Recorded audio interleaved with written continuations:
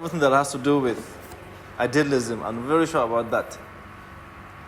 I said the major argument for idealism, rather, is speaking of essence precedes existence.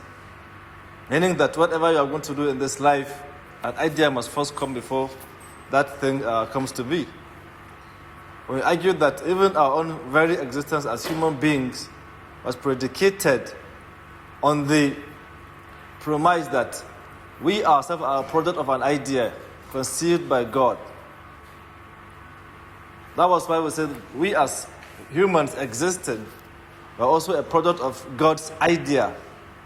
God conceived the idea that he was going to create someone called Adam. And after Adam, then we now came to be where we are today.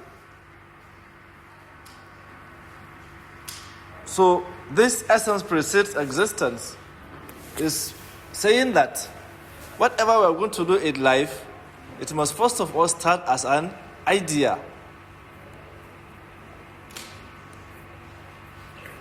It must first of all start out as an idea, in that this idea will be the one that will be translated into action or into something tangible. That is why we have the argument saying that essence precedes existence. This one saying essence precedes existence, as you can say it. So this essence is simply talking about ideas. That you must first of all have an idea of whatever it is that you want to do. Then that thing that you're going to bring to life, what I want to bring to existence, will now be what it is. And we said that the major proponents are like 5 of them here. There are more than that, of course. We only pinpoint 5 of them to discuss. That is speaking of Plato in his theory of forms, and Immanuel Kant in his idea of noumenal and the phenomenal world. And we also have Hunt, whereby he said that the immaterial is explained by the mental, saying that whatever it is that you are going to see as it is working, or anything that you can see as an object, then there was an idea before it came to be. And if you really want to understand it very well, then you have to go through the original idea that came to be before that thing came to existence by itself. We talked about Horn, and this Horn said that, that is what we've just been finished now. Then we talk about Hegel. Hegel said that consciousness is the basis of reality. His idealist argument was that if you are conscious, it is only when we are conscious that we can think about anything that is real. Think about if you are sleeping, whatever you are doing, you yourself know that you are only dreaming. But it is when you wake up and you are now conscious and you begin to ask what is going on. Maybe what I was thinking about in a dream, I was about to just fall down, I was killed in the dream. But it was just a dream. It was not real. But because now you are awake, that consciousness of you being awake is now the basis of that reality. That is what Hegel was arguing here. And then we talked about George Berkeley. George Berkeley said to be is to be perceived. Now for anything to be in this life, someone has to perceive it, someone has to think about it. Whatever you see working, even the creation of this earth came as a result of a perception by God. We ourselves did not just come out of thin air. That was a deliberate decision for us to be where we are today. We are not here by accident. Or is anyone here by accident? Did you just come out of thin air? You don't know your parents, you don't know anyone in your family. Definitely you come from somewhere. That means someone has to perceive that he wants to have you. So that is why we say essence precedes existence, according to this idealist. And lastly, we'll look at idealism with respect to the branches of philosophy. I said these branches of philosophy are dealing with reality.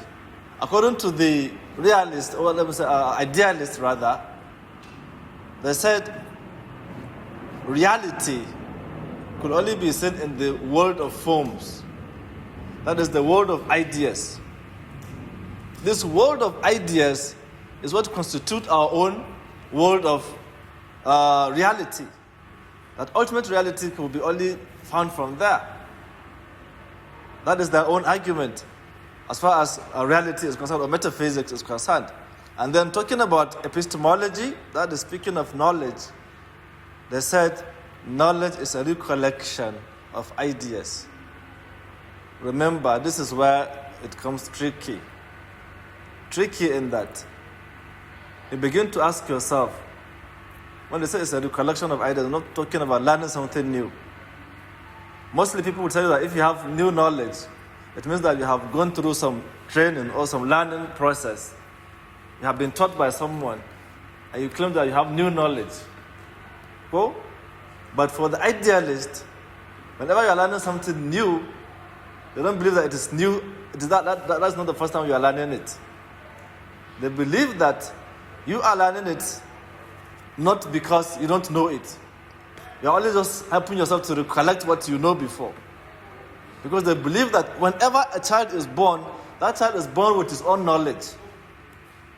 He's fully knowledgeable, only that with time, the knowledge continues to manifest. I would say that the only way we can link this is the fact that when Adam was created, God gave Adam all forms of knowledge. That was why God said, وَعَلَّمَ آدَمَ الْأَسْمَاءَ كُلَّهَا وَعَلَّمَ آدَمَ الْأَسْمَاءَ كُلَّهَا ثُمَّ أَرَادَهُمْ عَلَى الْمَلَائِكَةِ فَقَالَ أَنْبِئُونِي, up to the end of the verse. That God made Adam to have knowledge of everything. And as such, Adam knew everything. And when Adam started what? Giving back to us, that was why God said, الَّذِي خَلَقَكَ مِنْ نَفْسٍ وَاحِدَةٍ وَخَلَقَ مِنْهَا زَوْجَهَا بَثَّ مِنْهُمَا رِجَالًا كَثِيرًا وَنِسَاءً. From those two, we continue to spread. Saying that we are descendants of Adam, and we're also referred to as the children of Adam. If God referred to us as this, then definitely we'll now say that we have inherited something from Adam. And what we can inherit from him in this kind of situation is that knowledge that he has. Because we all believe that hereditary factors do influence our own ability to learn. Cool? That is why sometimes they say that if you want to marry a woman, you should marry someone who is very smart. Else she can give birth to dull children for you. It's not by accident.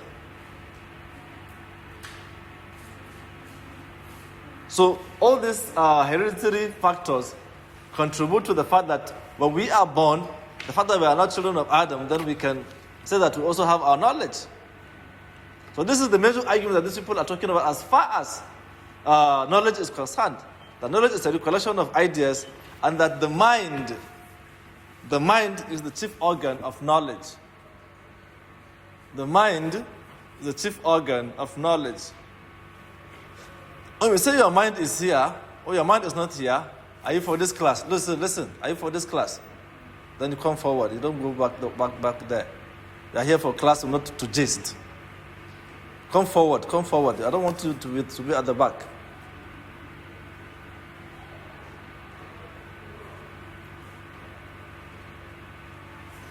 You came late and you want to corner yourself somewhere to continue making noise there.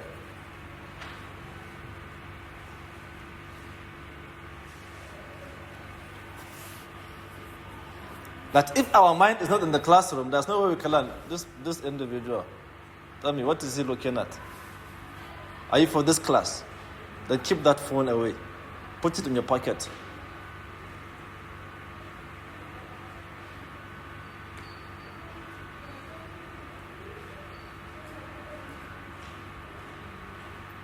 If your mind is not with me, there's no way you can learn. This is exactly what I'm teaching, and this is what I'm practicing now. That without your mind in the classroom, there's no way you can learn. Keeping yourself in the phone, there's no way you can hear what people are even saying. Yes, you can hear, but you cannot listen. This is why we say we have to differentiate between hearing and listening. Someone can be hearing, but he or she is not listening. That means there's no way he or she can learn. So if you are in the classroom, but you are simply in your phone, you're only wasting your time. There's no way you can learn anything here. After all, why did you even come to the class, to the school? Just to sign attendance and say that you have come to the class? Is that really what we're here for?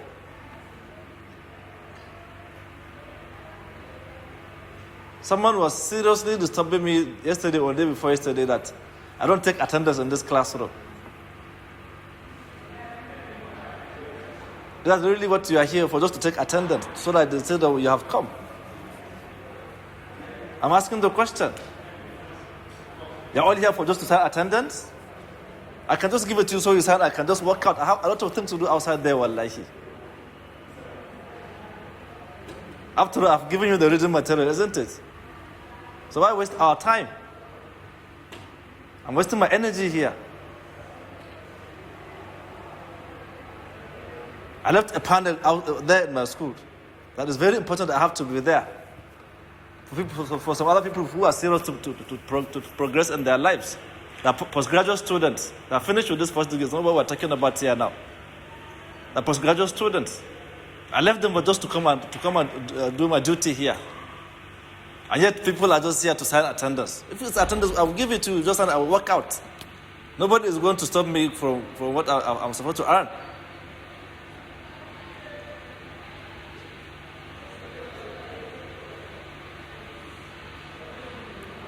Knowledge, they say, can only be understood if you concentrate. That is what they're talking about, your mind. That is simply talking about your own concentration, your own idea of what listening. When you have interest to listen to something, then it is now going to show that definitely you are on board.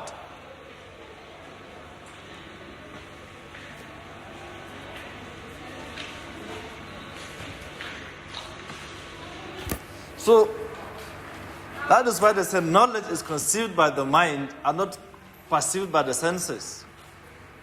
Knowledge is conceived by the mind and not by the senses. In that, according to them, if your mind is not active, there is no way you can have new knowledge.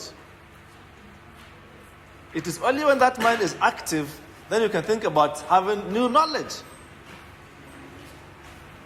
So, therefore, they said the mind is the chief organ of knowledge, and that knowledge is a recollection of ideas already known and not something that you are learning for the first time. Because they believe that knowledge that Adam has, we also have that kind of attitude of, attribute of Adam. So this is why they say that knowledge is actually a recollection of ideas already known, and that the mind is the chief organ of knowledge. Lastly, we have, with respect to values, they said values are universal. Values are universal. Universal in that whatever is valuable in this society will have the same value in another society. Meaning that all societies will have the same way of looking at some particular values or some particular virtues, what we normally refer to as the Greek virtues. Are we getting it? These Greek virtues, we talk about wisdom, justice, courage, and temperance. They are there right on the board for you. These virtues of wisdom, wherever we see wisdom, it means that in this society, people value people of wisdom or people of knowledge. And another society, have you ever seen any society whereby they say that this person is very knowledgeable, he has wisdom, he knows a lot of things in a particular area, and people don't value him there? Have you seen any of such? There is even saying that even in the gambling house, there is a leader there. Cool? Why is he referred to as the leader there? Because the knowledge he has about that gambling issue. Cool? So he's given that respect because of the knowledge he has, the wisdom he has, particularly with respect to that particular area. You understand? So that is why justice, again, on the other hand, you find out that justice here is speaking of how we as individuals, in all our societies, there's no society that will say that today we don't like justice again. We don't want anything that has to do with justice. Yes, you could be feeling that you don't want justice to be served if you're in the position of power or you're in the position of oppressing someone. You find out that it's not everyone that can actually subscribe to that. And if at all there is a society that does not value justice, then that society is likely to fail. It's bound to fail. There's no way it can survive for long. Cool? Because oppression cannot be forever. If you say you're an oppressor, you want to kill everyone, when you finish killing everyone, then how are you going to survive in the world? Will you lead yourself? Imagine maybe you say you're a leader now, you will kill everyone in your own society. Then who are you going to lead again? Do you not call yourself a leader? You're just a loner somewhere. You can't survive it. The same people that you want to be unjust for, you still need them if you want to survive at all. Because no man is an ally of himself. So that is why justice, they said, is a universal virtue or a universal value. Things that have to do with the truth, beauty, and goodness. The truth is always what? The truth is always going to make you have freedom. When you are truthful in your life, in your lifestyle, you will always have freedom. Because people will value you, people will respect you, and no matter what, there is no way you can say that. Have you ever heard of saying that have you ever heard of that? Say that nobody will ever say that. Say that. And goodness is also what? A universal virtue.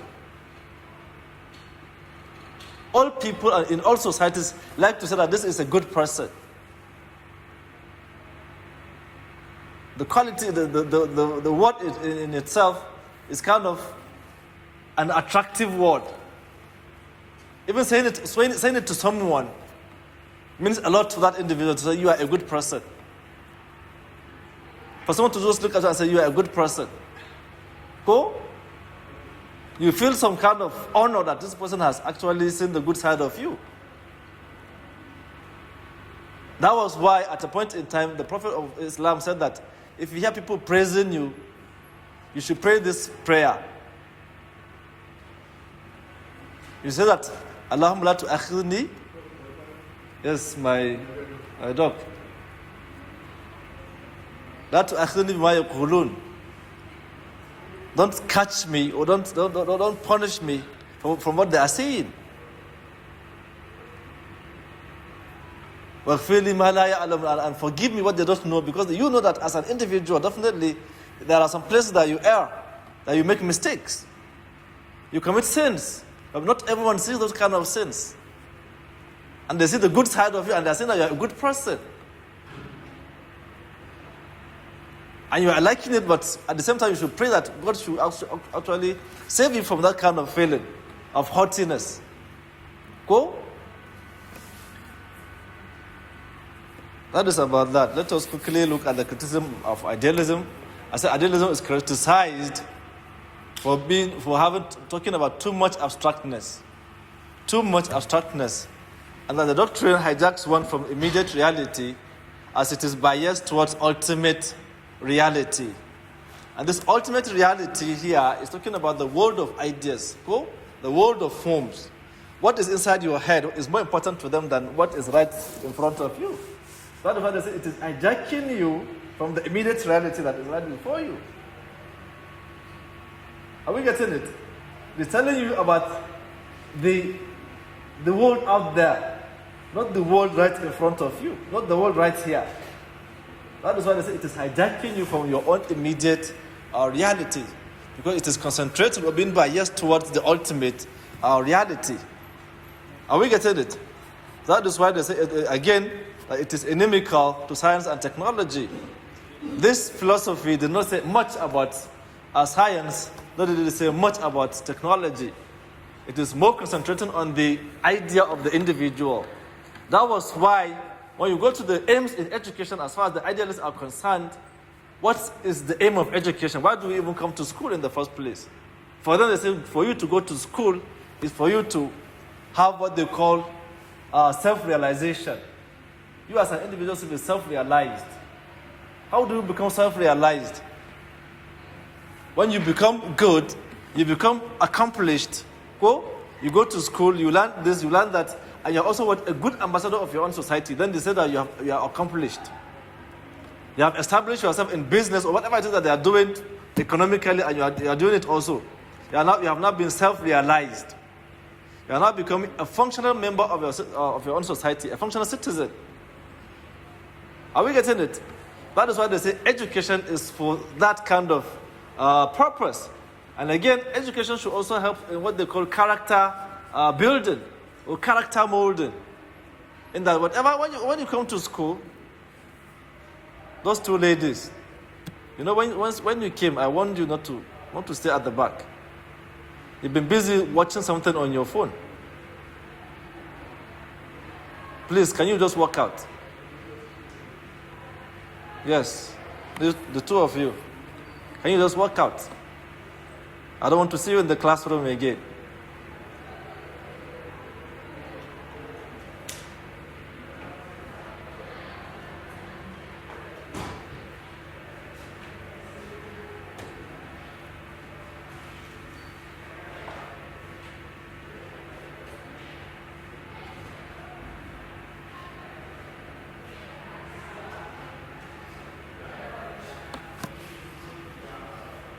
That is about their own reality, saying that if at all, talking about their own being inimical to science and technology, they said that this school of thought is silent about science and technology, in that the way people are kind of looking at just some character formation as well as issue of reality.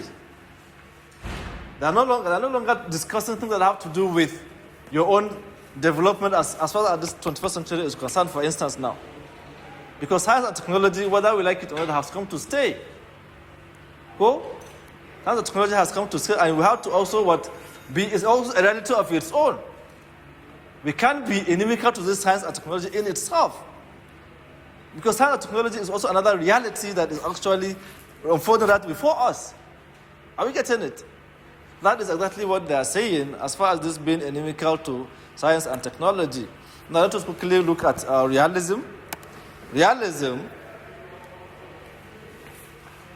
this is another bipolar argument, different from idealism. It is more or less like an opposite side of idealism. Opposite in that, while idealism is concentrating on the world of ideas there, the ultimate reality, realism, on the other hand, is trying to draw our attention back to the immediate reality.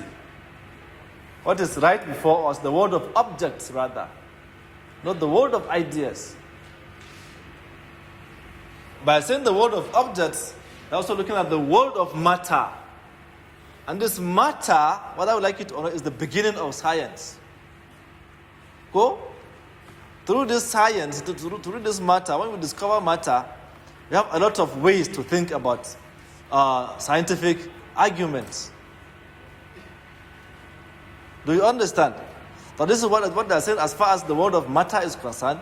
These realists are bringing our attention back to the here and now. Your own realities. What is happening in your house? To realists, each and every one of us has his or her own different reality. That world of yours is your own reality, is your own here and now. When you go back to your houses, what kind of reality is there? How many siblings do you have there? What is the problem around there? That is your own reality. What is happening in another person's house is not what is happening in your own house. Cool? Your immediate reality is your own reality. So this philosophy of realism is bringing you to the here and now. That is as simple as it is. It is bringing you to the here and now. And sometimes we say that matter also matters. Not simply talking about the world of ideas. However, they maintain the idea of saying that essence precedes existence as well. They didn't actually go against idealism with respect to essence precedes existence.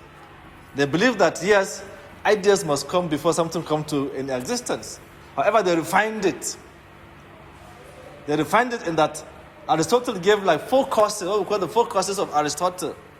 That is speaking of the material cause, speaking of, let me say the formal cause first. Formal cause, material cause, efficient cause, and the final cause. That whatever is going to come to existence, it must pass through 4 stages. The first stage is what the formal cause, that is the form. That form of Aristotle, that form of Plato, talking about the idea. That is the formal cause, what you want to achieve, what you want to do.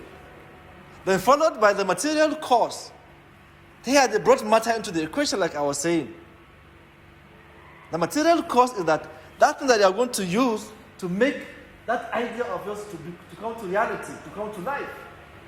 You have to have that object. You have to have the substance of what it is that you want to actually bring to life. That is what they say. That is what they call the material cause. And then the efficient cause. The efficient cause here is the person that is going to mold that thing, that idea of yours into something tangible. The specialist. Maybe the engineer or the architect. Do you understand? Perhaps now, I have an idea that I want to build a car. Well, I have a version of what I think a car should look like. And I want that car to have some things that I want it to have. But I'm not a civil engineer, and I cannot design a car by myself. Cool? If I'm not a civil engineer, I have to find someone who can actually do it by himself. I have to find a specialist who can build the car for me. I'll sit down and tell you what I want to do. So also, maybe if I want to create a house, maybe build a house, and I'm not a builder, I have to find a specialist to do it for me, isn't it? I'll tell him, look, this is the kind of house I want. Maybe show him some pictures with some crazy idea that this is what I want to build. Inside this, I want to do this, I want to do that. The same thing, you tell that person to do do for you whatever it is that you want. That is the efficient cause, that is the specialist. Do you understand? And lastly, that final car that you've been wanting to design is the what? Final cause. That is why we have the formal cause, that is the form. The material cause, that is the substance or the object that will be used to make the car. And then the efficient cause, the person that's special, the engineer that's going to build the car for me. And then finally, the car itself. The car is the final cause. Do you understand? This is what they're saying as far as essence precedes existence is concerned. The idea must come before the object, but the object, this process must follow through 4 channels. It must have 4 ingredients. The first one is the idea. Second one, the material thing that is going to be used to bring the idea to life. Then the third thing is going to be the specialist or the efficient cause. And lastly, the car itself, which is the final cause. I think this is very clear. We have proponents like Aristotle, one of the foremost realists, followed by Democritus. Even though we say that Democritus was the first person to even start talking about sensations before Aristotle himself. Aristotle came first on the list because It was his idea that brought out realism to the open, more than any other person that you can think about. But Democritus was also another teacher in another school, different from the Academy of Plato, where Aristotle was also teaching. Do you understand? So in that school of his, he was teaching something about the sensations, how we learn from our sensations. How we learn from our own sensations. Meaning that the way we learn is different from the way people look at things. Unlike the way the idealists will think, for the realist, knowledge here is through your own senses. That was why he was talking about, Democritus was talking about sensations. This Democritus. These sensations are talking about how we learn through our senses. Do you understand? The way we learn through our own senses. Then we have Francis Bacon. Francis Bacon, on the other hand, we said is another realist. But his own was more or less like talking about induction. His contribution was more on the logic of Aristotle. The logic of Aristotle, as we know it, used to be what we call something syllogisms. And these syllogisms of Aristotle, when I come to logic, I'll discuss them in a more deeper sense, okay?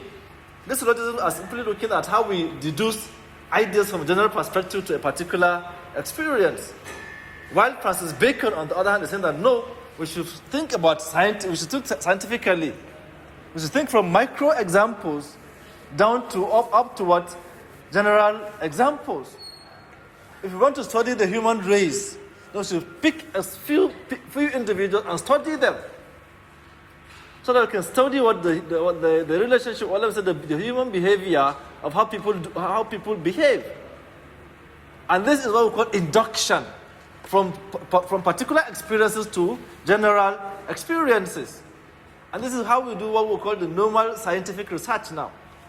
The scientists will take a small sample, do their own analysis, do their own tests, or do whatever they want to do, experiments. Go.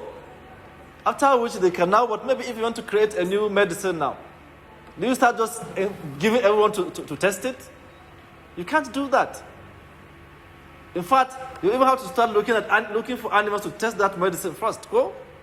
To see if that medicine is not going to kill the animal. If the animal could take it, then that means the human being can also take it. That is why they do their own experiments from that kind of smaller proportion to larger proportion. And this is what we call induction. The theory of induction brought by Francis Bacon. And this is also another kind of basis for science and technology. As far as science is concerned, we look at that kind of idea with respect to induction brought to us by Francis Bacon. Okay?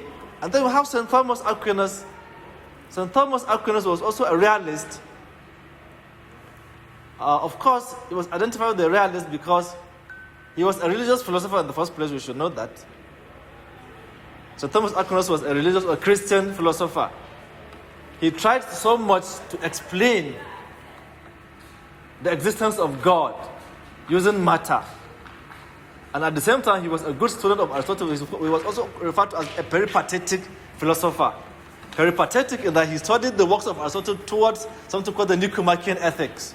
Inside the Nicomachean ethics, he delved so deep there, and he was classified as one of those realist philosophers as well. Do you understand? So this is what we are looking at. And lastly, we have John Locke on the list. John Locke was a British philosopher who wrote some few books, one of which is called Some Thoughts on Human Understanding. Some thoughts concerning human understanding. And inside those thoughts, he said a whole lot about how we as individuals think and how we learn, how we study. A majority of his own arguments was that one of the way he debunked the idea of idealism, saying that when we are born, they say we are born with our own knowledge. Cool? That was why they said knowledge is a recollection of ideas. Cool? But John Locke said that no, when we are born, we are not born with any experience. We don't do anything. We don't know anything. We are born with what he referred to as tabula rasa. That tabula rasa of John Locke was simply discussing on how we only learn through our own experience, through our own environment. But not that we have the knowledge, but we are learning for the first time as far as he is concerned. Because also they believe that we are learning through our own senses. Are we getting it? Those sensations that Aristotle was talking about through Democritus are still transferring through John Locke here, as you can see. Okay? So that is why they said this world of ours is not a world of ideas, but it is a world of objects. And this world is independent of whether we are allowed to experience it or not. That is exactly what these realist proponents are actually talking about. Now, realism with respect to the branches of philosophy. Realism with respect to the branches of philosophy. How do we fare? How do you fare? Metaphysics. They say reality is evident in the world around us, not in the world of ideas, not the ultimate world of forms there, as it is argued in the idealist camp, isn't it? But for them here, that reality is right in front of the world of objects around you. And that the world is self-caused and moves by the laws of cause and effect. That the world as it is self-caused. By implication here, what I'm trying to say is that nobody made this world to be what it is. It brought itself. And this world again is being followed, is being kind of governed by the laws of what cause and effect. There must be cause and there must be an effect. However, if you look at this argument, like I used to say it in the beginning, that this argument in itself, saying that the world is self-caused, and also talking about cause and effect, is a fallacious statement here. If the world is self-caused, then therefore we don't need to even think about cause and effect. Because definitely there's no way that we can say that this laptop is self-caused. Cool? And I would say that this laptop brought itself where it is now. Or that you just simply look at this classroom and say this Baba Ahmed is self-caused. Nobody built Baba Ahmed. Baba Ahmed just built itself. Can you think about this kind of crazy idea? It's the same thing to say that this world as we are living it is self-caused. Definitely someone somewhere has to make it to be what it is. Although Aristotle talked about something called the Omud mover, he was referring to what he called the first cause. That in this life there is a first cause. That first cause, he didn't refer to it as God. And that first cause is the cause that made all other causes to be what they are today. That is why he referred to it as the unmoved mover. Alaikum salam. He referred to it as the unmoved mover. Are we getting it? So if at all they're talking about the unmoved mover, they're simply talking about God here. They don't want to use the word God for you. It is not that the realists are kind of denying the existence of God, that whatever you cannot see, hear, or touch, that does not exist. They don't believe in the world of spirituality. And this is one of the ways that sometimes we think about that they've been kind of too shallow. That whatever cannot go through science and technology does not exist. Whatever cannot observe through science, you cannot kind of reproduce it. Is the belief that it does not exist. And ultimately, God does not exist according to them. Are we getting it? That is what they were arguing, but we say that this is in itself is a fallacious argument. Because if you go through this issue of the first cause, it's not simply talking about how God described himself as the Alpha and the Omega in the Bible. God says He's the Alpha and He's the Omega, and the Quran says He's Huwa al-Awalu wal-Akhir. He says He's the first and He's also the last one. Not that after Him being the last, something is going to happen. He will still be the one there. Because that word Omega is talking about an end without end in itself. Are we getting it? When this is the last person, it means maybe someone is going to come after him. Cool? But if you use the word Omega, it means that after being the last, then there's nothing that's going to come again after that person. He's the last and he will still be the last again. If another thing is going to be last again. That's why he said, Kullu man alayha fan, wa yabqa wajhu rabbika dhul jalali wal ikram. It is only the face of your Lord that will remain. Time will come when all of us will perish. Whoever is living in this earth will be gone. And like I used to argue it, you just have to die because you are going to be recreated. Because you cannot actually take the way we are going to transform. Because He's going to make us to such that the way we can see Him, He's going to make us into immortals. Because when we rise up for the second time, there's not going to be death again. No one is going to die again.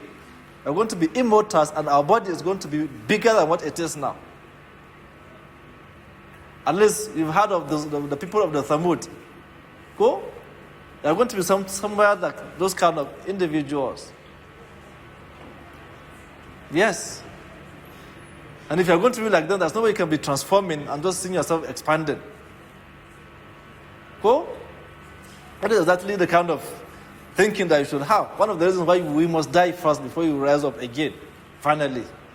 And that is then when we are going to be capable of seeing God with our own eyes.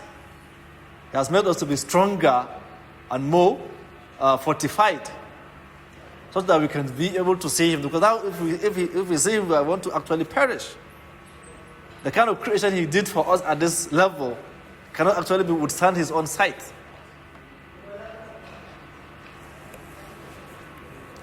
So this is about metaphysics with respect to realism. Then epistemology now. So the knowledge of the material world is most desirable through experimental and scientific method. Of course, knowledge is acquired through the senses by them. Whatever you are learning, you must learn it through your own senses, not your mind, as it is argued in idealism. They say that you have to listen through your ears and use your brain to decode. And this is a scientific process. And you also have to see what is happening. That is why sometimes the word seeing is believing. Go? So, in this case, yes, the idealist will tell you that if you are looking at something and your mind is not there, you are simply seeing. You are simply looking but not seeing. According to the idealist, go? And sometimes you can only be hearing, but if your mind is not functioning, you will only be hearing but not listening. Because listening comes with comprehension and understanding and attention. If your attention is not with me, there's no way you can be understanding what I'm saying. But for these people, they say that the realists, they say that your own seeing is accompanied by its own, your own vision is accompanied by its own understanding through the brain. That without seeing, there's no way you can learn. Without hearing, there's no way you can learn too. So they all have their own arguments. That is why people sometimes get confused that these people are saying this and these ones are saying that. Which one should we pick? Go? If you're going to ask yourself which one is the truth, they're all true in their own rights. It's just that a matter of intellectual discussion. You sharpen your brain and you come on board. You behave like the rational individual that you are. Go? And that is one thing about philosophy. It only sharpens your brain and your critical thinking abilities. Not just to make you be a specialist in somewhere, but to make you be a specialist in your own life. To really understand yourself and your life, the world around you. When people are saying something, you can easily decode. People cannot easily fool you. That is the most important thing. You have to survive. That is why even in the 21st century now, they're saying that you must have critical thinking abilities. You must be a creator. You must be a collaborator. You must be a good communicator as well. What we call the 21st century education. Cool? So, without all these things, which come from philosophy, there's no way you can survive this 21st century itself. So, for them, knowledge here is perceived by the senses and not conceived by the mind. That is just the argument. Knowledge is perceived by the senses and not conceived by the mind, as it is with idealists. So, lastly, we have values, that is axiology. This is saying that they rejected the idea of ideal values. That values are governed by individual societies.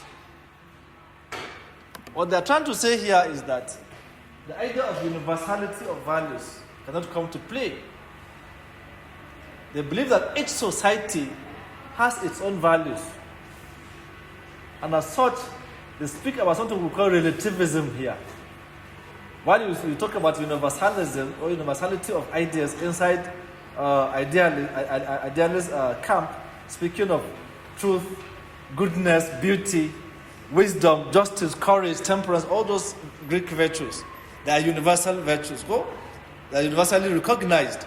But for them here, they are saying that values should be individualistic, should be dependent on the particular society. Therefore, man should be the product of his own environment. Wherever you find yourself, try to tag along. That is your own immediate reality. Don't say that you have seen people doing that in that society and you too must do that here. You are likely not to survive well. In order for you to thrive well, in order for you to survive, you must be able to understand your own society. You should be a product of your own immediate society. You should dress like the way your people dress, not the way others do dress. Be a typical replica of your own society. That is what the realists are telling us. Don't just try to say that you want to imitate someone. Be yourself. Be what your people are doing. Whenever people look at you, they say, okay, this one is one of us. But not just the way that when people look at you, they say, Kai, are you from this land? You're exposing yourself to harshness of that particular environment. Because you are trying to kind of dissociate yourself from there, and as such, you are likely to be, you'll be an easy target. You can't blend. That is what they're trying to say here. So you should be a product of your own environment. That is what they're saying, that values are relative. What is valuable in America, it should stay in America. And what is valuable in Africa should be African. Are we getting it? Don't say you want to dress like an American and you want people to refer to you as an African again. Are we getting it? This is what they're saying as far as values are concerned. And that the individual should conform to societal norms and values according to the realists. You should be a conformist. That's what I'm trying to say here. You should be a conformist to what your own society is doing. When you see your people doing this, then you should do that. Simply the saying that when you go to Rome, do as the Romans do. Are we getting it? Once you see people doing this, when you see people walking around with a tail, and you don't have one, then say find one and just put for yourself, so that it doesn't look like any other person that is walking with a tail. Because if you don't have that tail, they will say, this person is not one of us. Attention will be right on your spot, and you wouldn't like that. Do you understand? That is what I said, that you should be a conformist to your own society, societal norms and values. With respect to aims in education, please note that when I'm talking about aims in education, we don't say it in this slide. But I do ask these questions in your tests. Like I said in idealism, that aim in education is for us to have a self-realization. I said self-realization as well as character formation. Cool? But in realism here, what they mean of when they say talking about aims in education, when you go to school, why do you go to school? They say you should go to school to learn the truth. Knowledge of the truth should be the watchword for all educational institutions. The learner should try to learn what is the truth. Because through knowledge of the truth, then you learn everything about what you are looking for in this life. Cool? So that is why they said knowledge of the truth should tell you more about your environment, or anything that you are searching for. If you look for the truth, you find all forms of knowledge there. So, speaking of the critique of realism now, they say realism makes man to come to terms with reality and the world around him. Because you are beginning to look around, you are beginning to become more aware of what is in your own surroundings. Not what is outside there, but what is happening right now. Don't be busy waking up early in the morning by 6 a.m. and tuning your radio to simply listen to what is happening in America, in Iraq, in Palestine, and in also in other places. Just putting heartache for yourself. When you don't even know what is happening in the next door neighbor, your next door neighbor is already dying. Maybe has already died. Until when your distant colleague will call you and say, yeah, I heard that your neighbor has died. You say, my neighbor, I didn't hear anything about that. But he was busy listening to world news and forgetting about what is happening in his own immediate environment. I don't know if I'm getting the point here. That is why they say the realists are saying that look around you. That reality is your own reality. That is what should be more interested in you than any other thing else. Are we getting it? So that is about that. But how about they kind of criticize this school of thought, saying that they place too much priority on knowledge. They placed too much priority on knowledge. That you go and learn this, learn that, knowledge through the senses, knowledge through all forms of knowledge. Without talking about the practicality of such knowledge. Are we getting it? Again, they said that according to the modern day thinking, this school of thought is also criticized for not considering the kind of individuality of human beings. They're not kind of considerate of what they call individualism. They're talking about the society here. You should be a conformist. When you see whatever is the society doing, you should also do that what the society is doing. Forgetting about the fact that sometimes we have our own individualities, our own uniqueness as individuals, our own immediate experiences, our own likes and dislikes.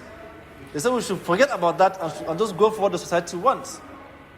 And they believe that somehow our own rights as human beings, our own existential rights are kind of tarnished here, are kind of suppressed. Are you getting it? Our own individualities are suppressed through this thinking of saying that we should be conformist to our own societies. We'll come to see that most especially when we're discussing the modern schools of thought, how this thinking was challenged. This thinking was vehemently challenged by the what you call them, the existential philosophers. When you come to philosophy of existentialism, you see what I'm talking about, how they talk about our own individual selves. That is about that. Now let us look at the next school of thought. I want to see if I finish all these schools of thought today, so that next week, at least I've spent 2 weeks on schools of thought now. Next week we can just go straight ahead to logic. And logic is the next thing. We are done with methods of philosophy after all. Cool? We did methods of philosophy, so the next thing is logic. After logic, we'll close shop. Because I learned that first week of December, I'm going to write to exams. That is precisely 8th December. Cool? So at least now that we have like 2 more good weeks, let's see how logic can get some justice for the next 2 to 3 weeks. Okay? Now, pragmatism. Looking at its own origin, that is etymology here. Origin. They said that the philosophy of pragmatism. Thank you. The philosophy of pragmatism is telling us that we, as individuals, are a product of something called action, pragma. Pragma. The word pragma, which means action, a thing done, or a fact, or something called prasein, that is to do something. Not just learning. You know, we just talked about saying that the realists were accused of being too bookish and at the same time concentrating too much on learning. Just knowledge, not talking about practice. And these people are now refocusing our attention back to the productivity of our own ideas. How we put our own ideas into practice. Guy, be careful, you're making noise. I can simply just fling you out.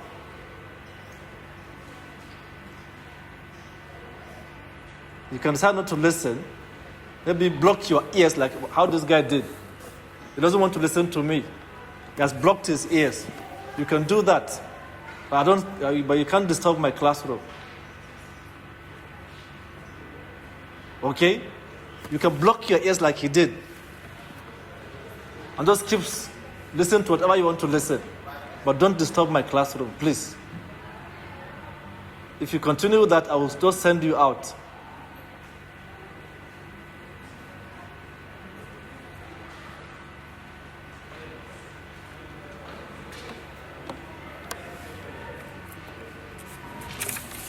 Therefore, what they're saying here is that it is called the philosophy of action, pragma. It's a kind of an action word. This pragmatism was regarded as essentially American philosophy.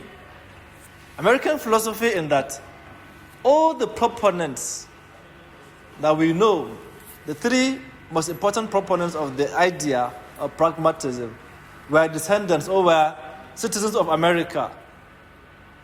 They came from America.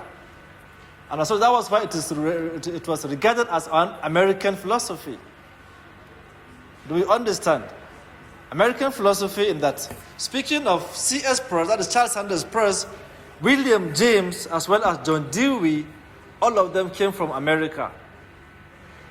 Although the philosophy was started by C.S. Peirce, brought to light by William James, it was lived and perfected by the works of John Dewey. John Dewey established a school in America, and in that school he actually practiced this pragmatism. Just like the way we call someone in Africa here, this person with Mayflower School. That is Tai Solarin. Tai Solarin in Ogun State established a school called Mayflower. He did exactly like something like what John Dewey did in Ogun State. That Mayflower was a replica of Dewey's school in America. Now, what is their own major argument here? They said that the reality is in constant flux. Just like a running stream. This world of ours is dynamic. It changes. It evolves. It expands. Just like the way we had this, I think you have heard of this Reverend Malthus, one economist who was referred to as the prophet of doom. That the way we are kind of giving birth to more people, that our population is increasing at geometric progression, and the land is still the same, that time will come if our population is too much, the earth cannot actually hold this weight of human beings. The axis is going to crush, it's going to shake. Go? And they're thinking about things that have to do with control of our own species. However, according to this pragmatist argument, saying that the world is evolving and the world is changing, and most especially from what God said that وَالْأَرْضَ فَرَشْنَاهَا فَنِعْمَ الْمَاهِدُونَ. He also said that وَإِنَّا لَمُوسِعُونَ, that as we are seeing this world, the way we have created it, we have also made it to be expanded. And science has already even shown that definitely this world of ours is also expanded. The more we are creating more people, or let me say we are kind of giving birth to more children, the more it's also expanding. The more the earth is also expanding. So this expansion is going to accommodate that new set of individuals. Before we were like saying that the whole world population is our 8 billion. Cool? But now I think it has gone beyond that 8 billion now. And at the same time, the earth itself has also increased. If you take a circumference of the earth again, you see that it has increased. So this is what they are saying here, that this world of ours is constantly changing. Nothing is static.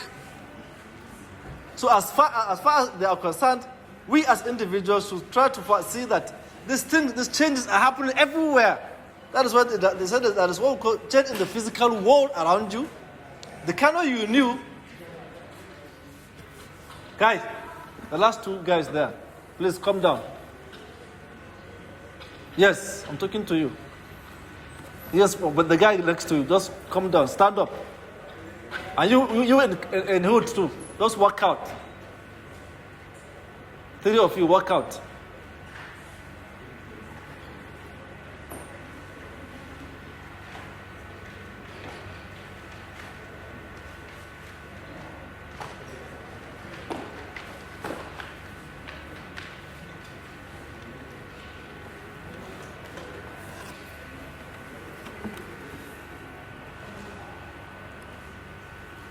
The social milieu is also changing. Like I used to say that the canoe of 8 years back is not the canoe of today. Physically, things have changed. Also, the reason why electricity was discovered in the late 19th century is because it is at that time it started to exist. Before, during the ancient Egyptian rule, there was no electricity. That's why it was never discovered. Electricity. Well, this is the change we are talking about. This is the change. Because things are happening, a lot of things are also what are showing, manifesting. So we should be aware of this change and should be ready to follow that change. That is the most important thing that they are telling us here, that we should be ready to adapt to that kind of change. You don't say that simply because in those days there was no GSM phone, there was no handset. Now that maybe someone said that this phone is also having something called radiation. If it comes close to your head, you're going to have cancer. So as such, he's not going to use phone again. You get scared and you scared the hell out of your life. You find out you even die before your time. Go. So what they're saying here is that we should be agents of change and also be ready to make that change happen by ourselves. Okay? The political climate, the economic climate, as well as institutional organizations and environments of man are always changing. Nothing is static. The world is dynamic and our societies are also dynamic. And we should be ready to accept those changes and also flow with them. That is exactly what they are arguing and telling us we should consider. Now, looking at them with respect to the branches of philosophy, we have reality. For the pragmatists, in fact, they even shun all forms of metaphysical arguments. As far as the pragmatists are concerned, they didn't even want to say anything about metaphysics. They didn't say anything. They were busy studying man. That man is more important. Man is the ultimate thing. They don't want to use the word reality, man. That man is the ultimate thing that needs to be studied. They say that man is a kind of an intelligent being. Intelligent being that is capable of changing his own environment, effecting change in his own environment. And as such, they want to know how to educate man. As such, they would want to study who is man. That was why, during the time of John Dewey, he took his time to study the theory of evolution of Charles Darwin. They said he was influenced by the works of Charles Darwin because he wanted to study man truly. How is this man? How he evolved over the ages. And as such, they didn't want to say much about this issue of realism. I'm not talking about reality that have to do with metaphysics. That is the spiritual world. And as such, sometimes even they were kind of criticized on this idea of shunning metaphysics. When you come to the criticism, you see that criticism coming up against them. Okay? So that was that. They said that we need to actually look at how we can establish what is happening with man, because man is the ultimate reality.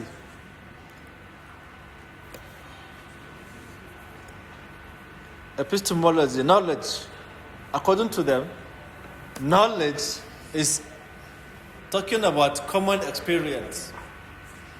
To say that you are learning, that knowledge must be a common experience. You must go through experience. Knowledge is experience. When you get new experience, then they say you have knowledge. You have new knowledge. And that this knowledge must be functional. Don't just say that I learned this. I've learned this. I know this. I don't want to practice this. If you cannot practice what you have learned, that knowledge is useless for them. It's just a mere theory. And theories are useless as far as the pragmatists are concerned. All theories that cannot be put to practice, they are useless. And in fact, this is one of the reasons why they don't want to talk about metaphysics. Because they can't see any practicality in metaphysics. So therefore, their knowledge must be functional. Knowledge must be functional. And it must be acquired through doing, acting, and living is most preferred. When you are doing and acting, doing what you are saying, when people hear talking about something, they let them see you doing it. Then you are not really talking about that form of knowledge. Okay? This is with respect to knowledge. That is epistemology. That is knowledge for them is experience. And with respect to axiology, they talk about the issue of standard, permanent, and eternal values is rejected. They reject the idea of standard and eternal values like it is with idealism. They say that values are universal. They are standard and they are eternal. They cannot change across societies. So they have rejected all these forms of rationalizations. They want to look at something, just what is right, what we can put into practice. Are we getting it? That is why they say that values are in the state of constant flux. When they say something is in constant flux, they mean that they change spatio-temporally. They change according to time and space. Different societies will have different values. At different times, in the same society, you find that in the same society, will have different values as well. You don't say that the fact that we are in this society, so our values will be the same for all ages. They will definitely change. I'm just saying that Sadiki Goma, Zamani Goma, meaning that each reign of any leader is going to give you different reigns, going to different times, different experiences. Because there are 10 different individuals. So if you have 10 different centuries, you have 10 different values. Even if we are talking about the same society, Different terms will call for different change of values. That is simply what they are trying to say here with respect to assessment of this or criticism of pragmatism. They said they are metaphysically insufficient. You've seen the argument I was talking to you about. They have been criticized of being metaphysically insufficient. That they didn't say anything about metaphysics. And there's no way you can understand man fully without understanding the metaphysical side of man. They said that you want to understand man, the physical attributes of man, without talking about his mind, his psyche. You're only going to waste your time. You only look at him as an intelligent being and that can effect change. We don't want to talk about his emotional self. We don't want to talk about his emotion. And that emotion is a philosophy of the mind. Go? And that philosophy of the mind is also a metaphysical thing. So there is a kind of a defect here in their own idea of understanding man itself. Because there's no way you can understand man fully without actually understanding his psyche. You can't understand man without understanding his mind, the way what is he thinking there?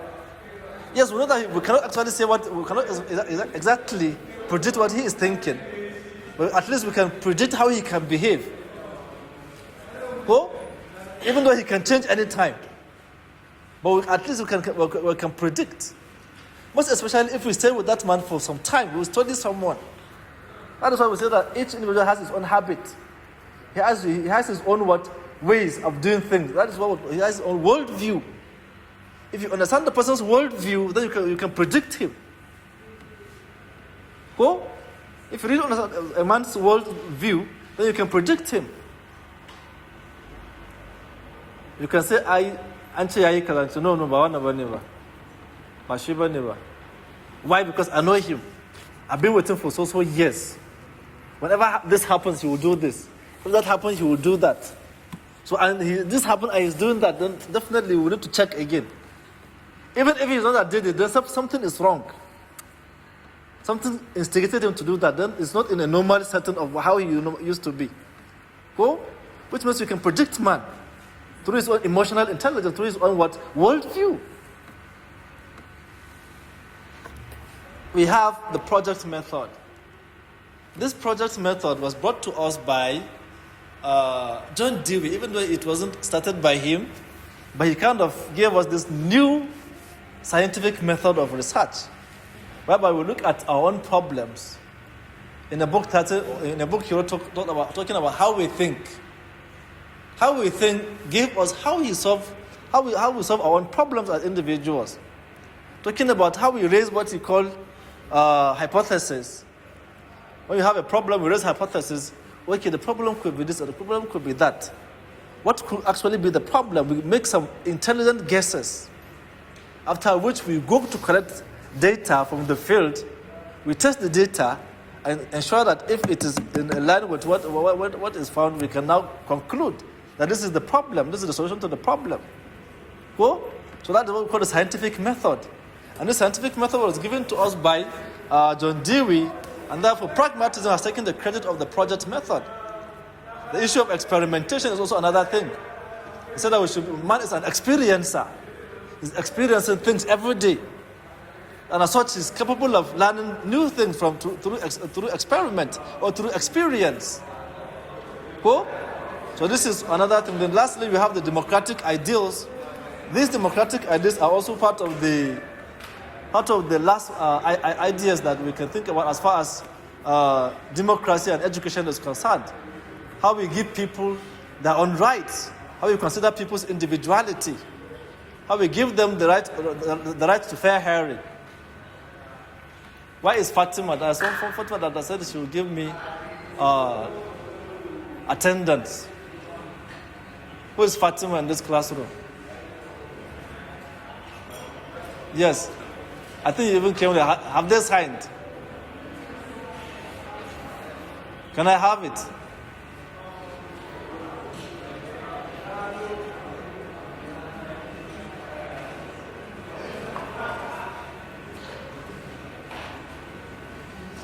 Just give it to me, please.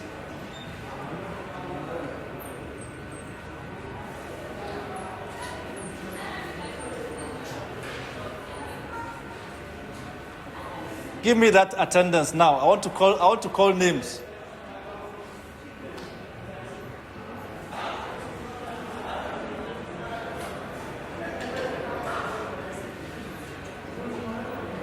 If you don't bring it now, I'll waste it. I'll not use it.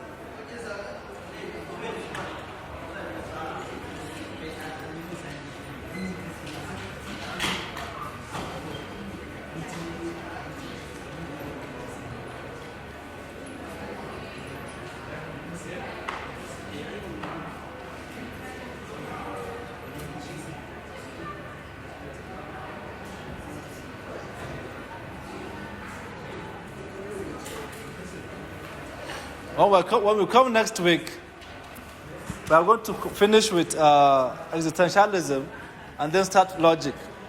Okay? That's what I'm going to do. But now, let me call this